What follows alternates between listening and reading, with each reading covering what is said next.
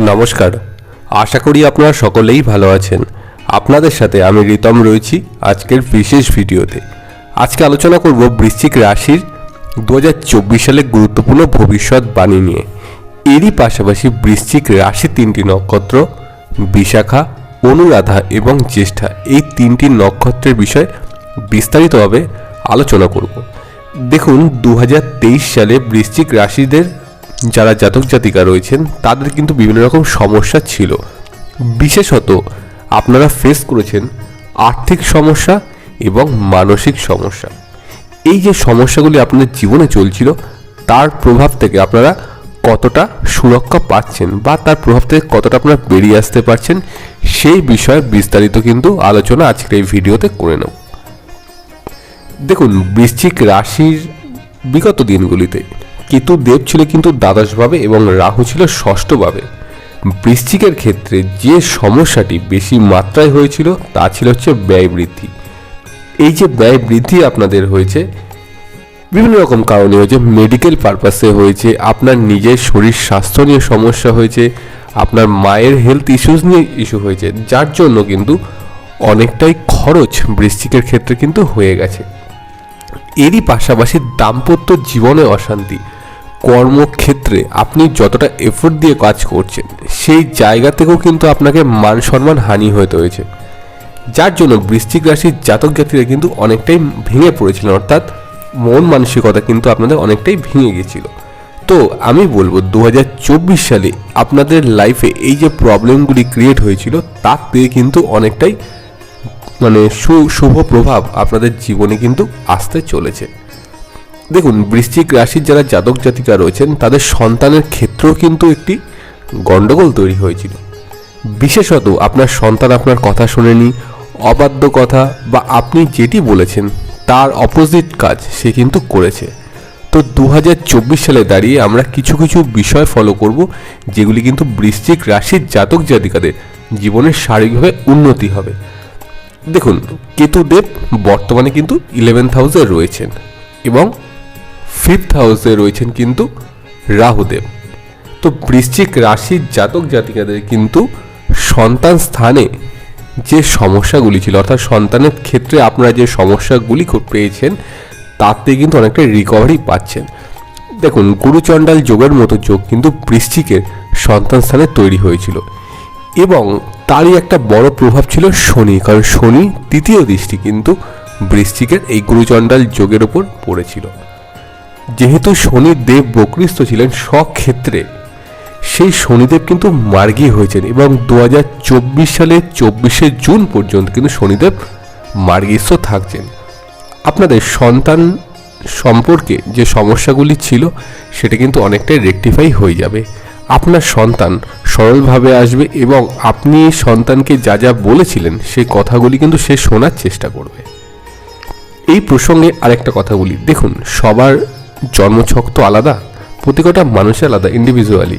তো সেক্ষেত্রে কি হয়, কিছুটা কিন্তু প্রবলেম ক্রিয়েট করে যদি তার জন্মছকের রাহুর প্রভাব খারাপ থাকে বা 5th হাউস কিন্তু খারাপ থাকে। আমি ওভারঅল বলবো যে বৃশ্চিক রাশি যারা জাতক জাতিকা রয়েছেন তাদের সন্তানের ক্ষেত্রটি কিন্তু 2024 সালে শুভ থাকবে। যেহেতু পঞ্চম ভাব নিয়ে কথা বলছি, আরেকটা বিষয় আপনাদেরকে বলবো, যেটা হচ্ছে সম্পর্কের ক্ষেত্রে বা রিলেশনশিপের ক্ষেত্রটি। দেখুন, তৃতীয় ব্যক্তি যে প্রবেশ করেছে আপনাদের সম্পর্কের মধ্যে তেমনটি কিন্তু নয়। বিশেষত মানসিক চাপ, ধরুন আপনার যে পার্টনার যিনি রয়েছেন তিনি আপনাকে অনেকটা সময় দিতেন, আপনাকে অনেক কেয়ার করতেন, আপনার দায়িত্ব নিতেন, মনে হচ্ছে আপনার ক্ষেত্রে সেই মানুষটি যেন আপনার থেকে দূরে চলে যাচ্ছে বা আপনার থেকে কিন্তু একটা ডিস্টেন্স তৈরি করছে। এই যে বিষয়টি বৃশ্চিকের ক্ষেত্রে দেখা গিয়েছিল। নর্মালি দেখুন, 8th হাউসের লর্ড তো বৃশ্চিকের জাতক জাতিকারা, আপনার কিন্তু মানুষকে অসম্ভব ভালোবাসেন, যাকে আপনি ভরসা করেন তার হাত কিন্তু আপনারা কখনোই ছেড়ে যান না, হাসি মুখে সব কিছু আপনারা মেনে নেন। বিশেষত বন্ডিংয়ের ক্ষেত্রে কিন্তু একটা সমস্যা বৃশ্চিকের ক্ষেত্রে তৈরি হয়ে যায়। তার কারণ বৃশ্চিক রাশির জাতক জাতিকাদের কিন্তু সবাই মেনে নিতে পারে না, সবাই তাদের কিন্তু আপন করে নিতে পারে না, সেক্ষেত্রে কিন্তু সমস্যাটা হয়। আপনার বলার ধরন, আপনার কিছু অ্যাক্টিভিটি কিন্তু অনেকের নাও ভালো লাগতে পারে, কিন্তু আপনি সৎ, আপনি মনের দিক দিয়ে সৎ, আপনার কথা বলার ধরন ভালো, বিভিন্ন সব কারণ কিন্তু রয়েছে। তো আমি বলবো সম্পর্কে যে জায়গাটিতে আপনাদের কিন্তু চিড় ধরেছিল, এমন নয় যে সে আপনাকে ছেড়ে চলে গেছে বা আপনার সঙ্গে যোগাযোগ রাখার চেষ্টা করছে না, সেই বিষয়টি নয়।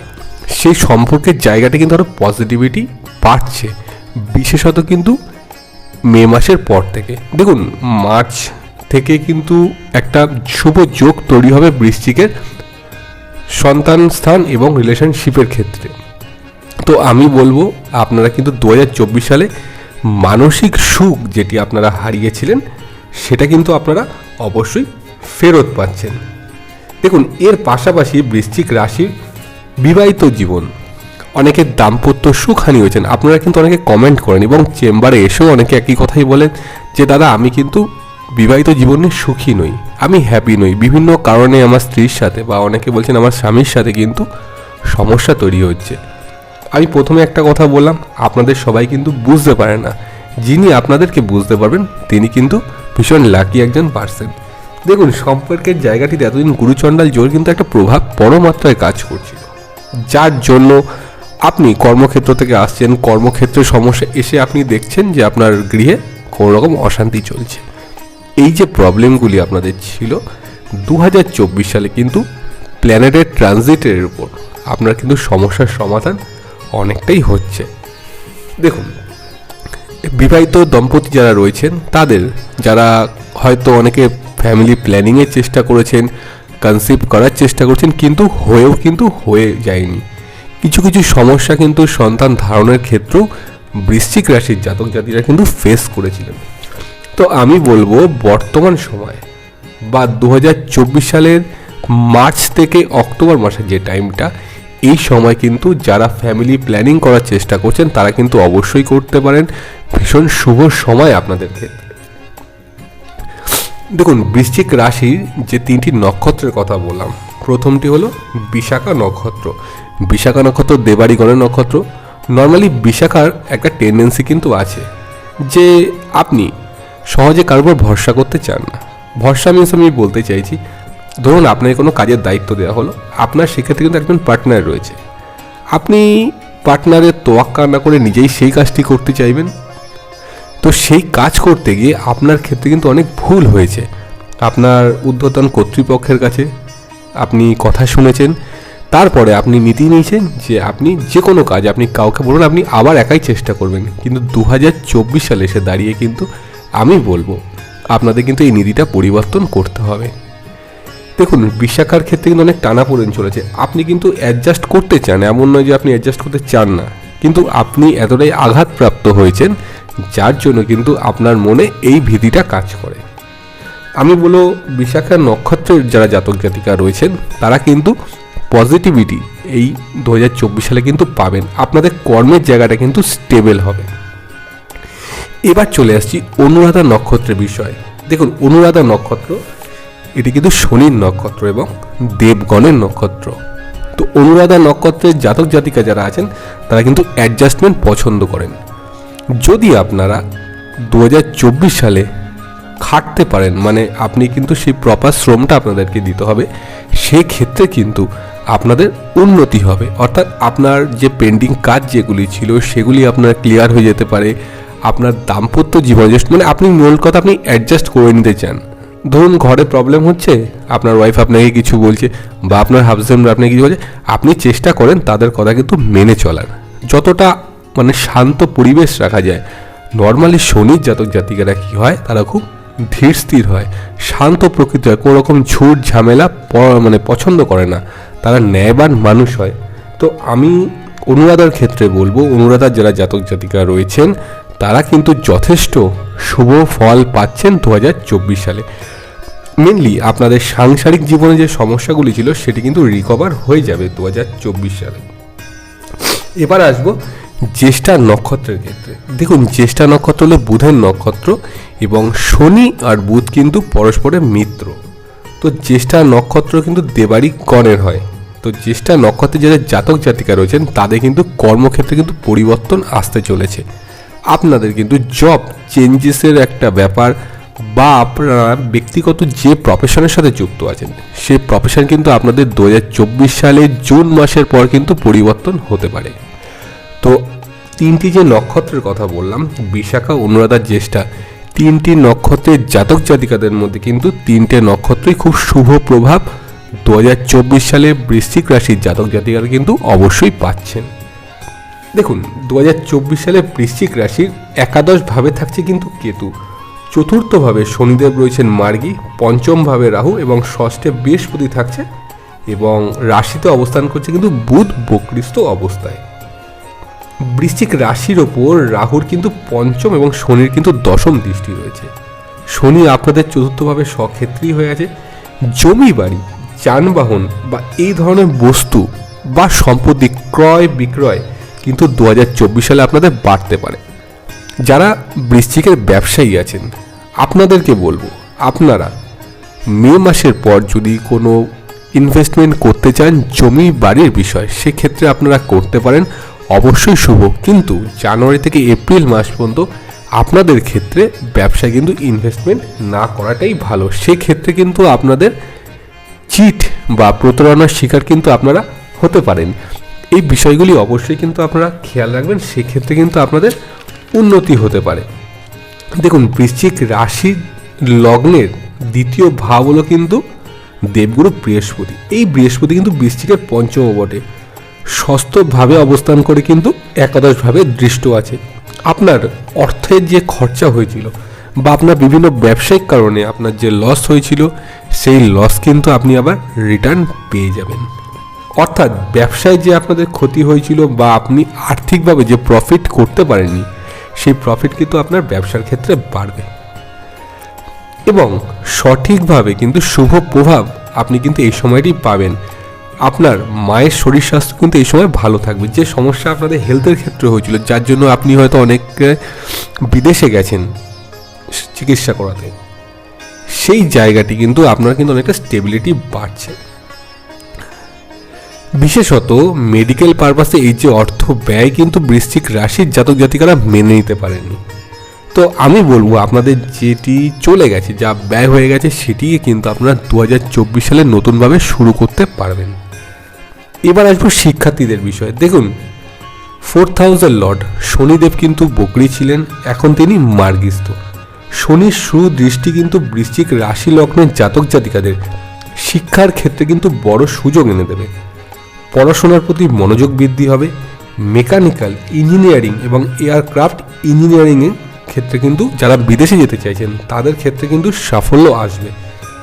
2024 সালের জুন মাসের পর থেকে বৃশ্চিক রাশির জাতক জাতিকারা প্রেমের সম্পর্কে কিন্তু জড়িয়ে যেতে পারে। সেই সময় কিন্তু শিক্ষার ক্ষেত্রে বাধা আসতে পারে। আচ্ছা, একটা বিষয় আমি স্কিপ করে গেছি, সেই বিষয়টি নিয়ে আমি আপনাদেরকে বলে দিচ্ছি।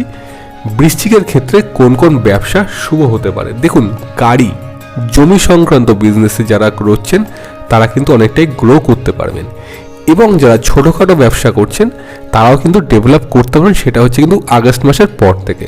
তো আপনারা মন খারাপ করবেন না, এই সময়টা কিন্তু আপনারা ইনভেস্ট করতে পারেন। যেটা বললাম মে মাসের পর করুন, আপনাদের কিন্তু সাফল্য রয়েছে। অর্থাৎ 2024 সাল বৃশ্চিক রাশির জাতক জাতিকারা যতটা এফোর্ট দেবেন ততটা কিন্তু আপনারা রিটার্ন পাবেন। কারণ 2024 সাল হলো কিন্তু শনির বছর। তো শনি হলো কর্মফলদাতা, ন্যায়দাতা। আপনি যেরকম কাজ করবেন তার কিন্তু পজিটিভ রেজাল্ট আপনি কিন্তু পাবেন। যদি নেগেটিভ কেউ করেন তার রেজাল্ট কিন্তু নেগেটিভ আসবে।